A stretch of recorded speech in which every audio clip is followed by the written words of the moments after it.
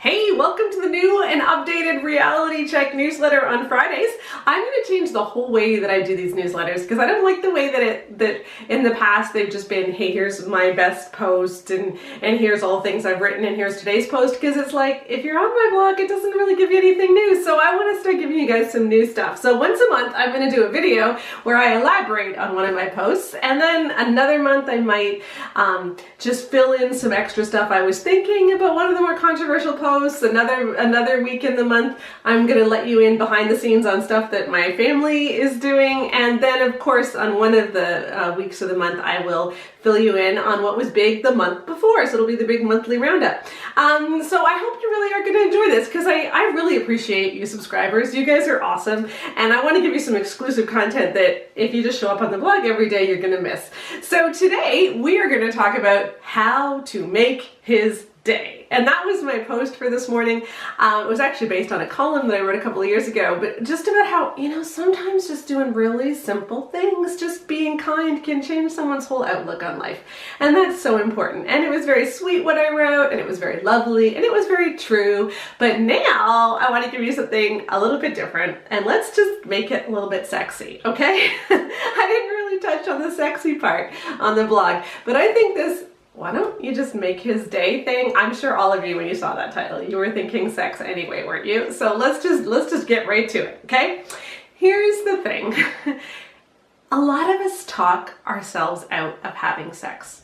We really do. Like, the thought might come into your head, what would be really fun is if we just headed upstairs for a quickie right now. But as soon as the thought goes in there, you start thinking, yeah, but I gotta get the dinner ready, and the floors need to be mopped, and I really should check my email, and then the thought is just gone. It's just flown out. It's not even there anymore. And what I really want to encourage us to do is just to think, sometimes those fleeting thoughts that, why don't you just do this? Like, they can really make a huge difference, and it really does, because it can change the whole dynamic. One of the things that changed my whole perspective on sex, and this is slightly more serious, but this is really important, is that I think a lot of us, our default is no, and so we have to be convinced to get to yes. So as you're going to bed at night, your default, your setting is no, we're not going to make love. And that's just what you assume. And then sure, maybe you can get talked into it. Maybe if he's romantic enough, or maybe if you feel guilty enough because you haven't done it in enough nights or whatever it might be, then you can get to a yes. But your default is always no. And so to get you to a yes takes some work. And someone once said to me once, and I've said this on the blog before too, why don't you just make your default yes? Like, why doesn't it just be normal that at night we're gonna make love? And now, that doesn't mean that you have to make love every night, because there might be nights where you're like, you know what, I just have a really bad migraine tonight, or I'm really, really worried about something, like seriously worried about something. Can we just talk this through instead? Or the kids haven't let me sleep in 5 nights and I'm exhausted and I have to get up early tomorrow morning and I just need my sleep. So obviously you can get to the no, but your default is yes. And so the work that's involved, there's work involved getting you to the no. There's not work involved getting you to the yes. And it just changes the whole dynamic. Because you know what? How much can I say here? Let me think. All right. I know a number of young couples, okay? in my social circle and sphere of influence, which I don't want to say too much, but and you just know, like, these guys have really high testosterone, and I know they have high sex drives. I know that not all guys do, by the way. I have written a lot about guys who don't want sex, and if you are one of the 25% of wives who are married to a husband that you just wish would want sex more, I hear you, okay? And I'm actually going to create a product for you really soon, so I do know that that's a problem. But a lot of guys getting married, they are just so looking forward to getting to have sex as often as they can, whenever they want. And the girls, like, it just takes us longer to get used to sex. Sex doesn't feel good right off the bat. And so often we pull right back.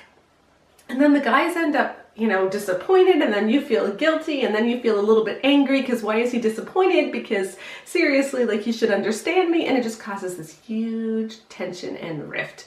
And I guess if I could say anything to young wives, it would be, It's okay if sex doesn't feel great, and it's okay if you don't want it all the time, but let's make this into a huge research project, because honestly, if you can get to the point where your default is yes, it changes everything, because you feel so loved and the tension level comes down and you don't feel guilty and you don't feel put upon, and it's just fun, and you get a new way to relax, and it's great. So instead of spending all of this time saying, I need to be convinced to say yes, why don't we just say, you know what?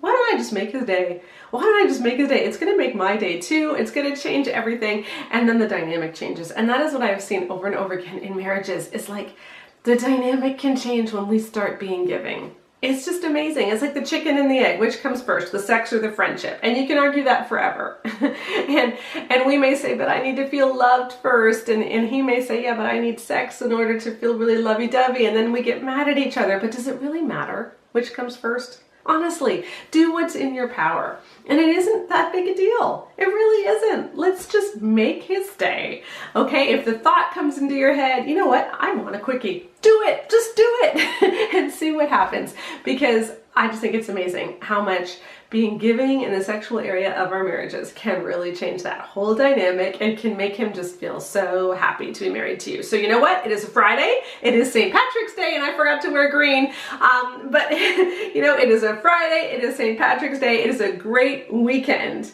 to decide we are going to have some fun. It doesn't have to be elaborate. It doesn't have to be big. Just have some fun with him. Make his day, make his weekend, and see how that changes the dynamic in your relationship.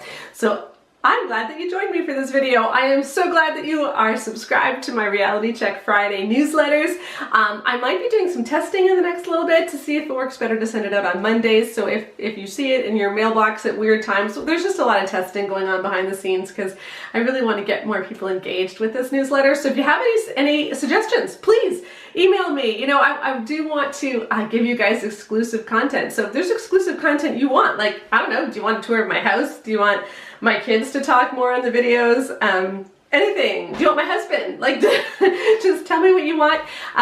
My husband has great bird pictures. Like, we go bird watching. He takes amazing bird pictures. If you want to see more of those, I can show you more of those. But just email me. Tell me what you like. I would love to give it to you and just make this a really fun place, sort of more of a community where you're learning more about me personally, and it's not just the blog side of me, but who I actually am. So there we go. I'm glad you joined me. Go for your challenge, make his day, and I hope you have an awesome weekend and an awesome St. Patrick's Day.